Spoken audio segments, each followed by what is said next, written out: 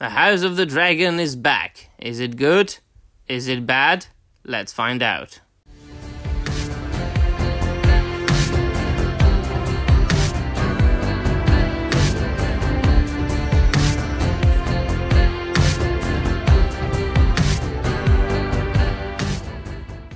West Hall, everybody, and welcome to yet another video. Well then, here we go, my dear friends. Welcome to yet another review video, and today we are quite obviously reviewing The House of the Dragon Season 2, Episode 1, subtitled A Son for a Son. Once again, this is an unscripted video. I never script my videos. Who's got the time for that? And also, there will be spoilers. Major spoilers in this review, so please, if you haven't watched the episode or if you haven't read the Fire and Blood book, which is the source material, please leave, acquaint yourself with the story and then come back.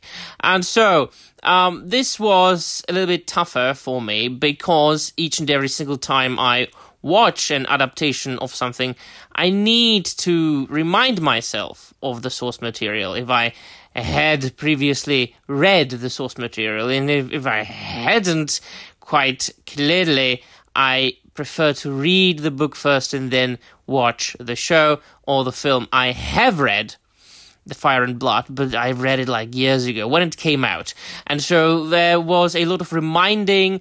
I needed to go through some articles. I needed to remind myself, which I did afterwards.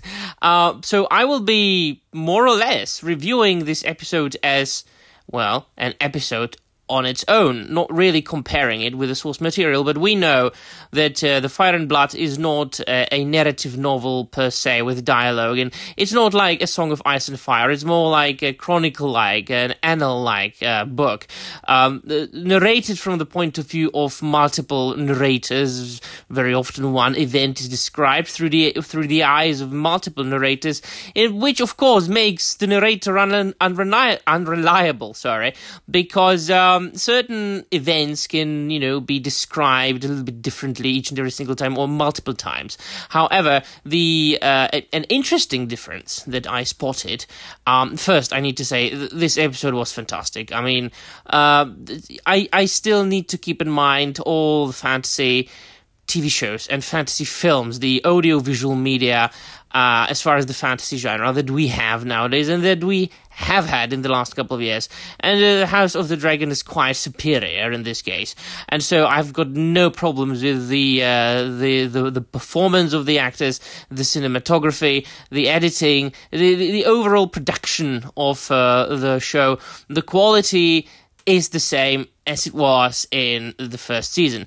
I'm going to talk about the very interesting, not good, not bad, but very interesting, the difference that I spotted, even, not having reread the book for quite some time. And it's the very ending, so please, the spoiler part comes now.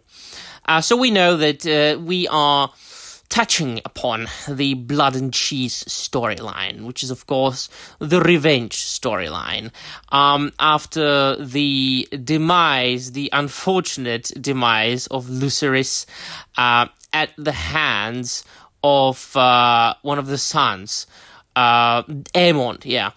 Rhaenyra is quite obviously, tragically destroyed. She's mourning her son. She's flying from here to there on her dragon, trying to find the body, trying to find out, and she does. And then she comes back and she says, "Yeah, I want Aemond dead. I want Aemond Targaryen." That was kind of a badass. And so Daemon, he hires two killers. They're called Blood and Cheese. One of them is a guard in the Red Keep, and the other one is a rat catcher called Cheese. Get it? Cheese, rat catcher, right? Haha. So, because they know the premises, they know the castle, they know the secret passages, and in the show, he tells them to kill Aemond Targaryen, and then the Cheese character says, "So what do we do if we don't find Aemond?" And then it cuts, and we go to a different scene. And so those killers go and they stroll through the castle. They are looking for Aemond. They fight on the way. They can't find him, and they find who do they find? They find Helaena and her 2 children, Jaehaerys and Jaehaera, a son and a daughter. And so the cheese is holding a knife at Helena's throat. And Blood says, "What the hell are you doing?" And he's like, well, it's a son, so son for a son, right? And so they make Helaena, it's like Sophie's Choice. It's quite obviously inspiration by the novel Sophie's Choice. It is a little bit different. Similar, I mean. So they tell her, so show us the son. Which one is the son? So she gives up her son, and they annihilate the son. Which, of course, it wasn't graphically illustrated on screen, thank gods. But and then she runs with the daughter to Alicent. She's banging the Lord Commander of the guards. Can't remember his name now. Jesus. And so and she said, they killed the boy. Very tragic. I mean, it's in the heart of all the George R.R. Martin Song of Ice and Fire, House of the Dragon adaptations, right? Or Fire and Blood. It's brutal, it's graphic, it's suspenseful, it's striking. Now, what happened in the book, if I remember correctly, is that they wanted to kill one of the infants from the get-go. So Daemon and Rhaenyra, they didn't send Blood and Cheese to annihilate off Aemond in the first place. They literally went and they sent kill Jaehaerys or Maegor, Mekor, Melor. Yeah, that's the name of the third kid. There's so many names, right? And so they go. And they know, because, they are in the castle all the time. The rat catcher is moving through the castle, because, he catches all the rats. And so they know that Helaena brings her children to Alicent every day, every evening before bed. And so they know the regime. They know the routine. I mean, and so they apprehend Alicent, they tie her up, and they wait for Helaena. Then they kill her guards, they barricade themselves, I think, and so then they threaten her the same way they do in the show. And she says first, take me, which she didn't do in the show. So in the book, she was actually, more of a mother-like character than in the show. In the show, they made her into more of a cuckoo, less of a mother. She just offered them a necklace, She didn't offer them, her life.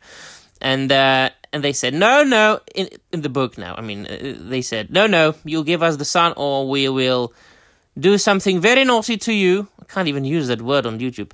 Very, very, very naughty of the sexual nature. And then we will, off you all. And so she gives them the son, I think, is Jaehaerys, right? And so, I mean, tweaks, little bits and pieces of changes. I didn't say this change was good. I didn't say this change was bad. It was just something that I noticed. Other than that, quite obviously, as I said at the beginning of the video, the show continues to be great. It's only a pity it isn't airing along with the Rings of Power. We would be able to compare a good show to a complete disaster once again, as we did the last time. But, yeah, it's nice to have something decent to wait for each and every single week again. Right, so let me know in the comments down below what you think, and that'll be all. Thank you very much for watching, and I'm out of here.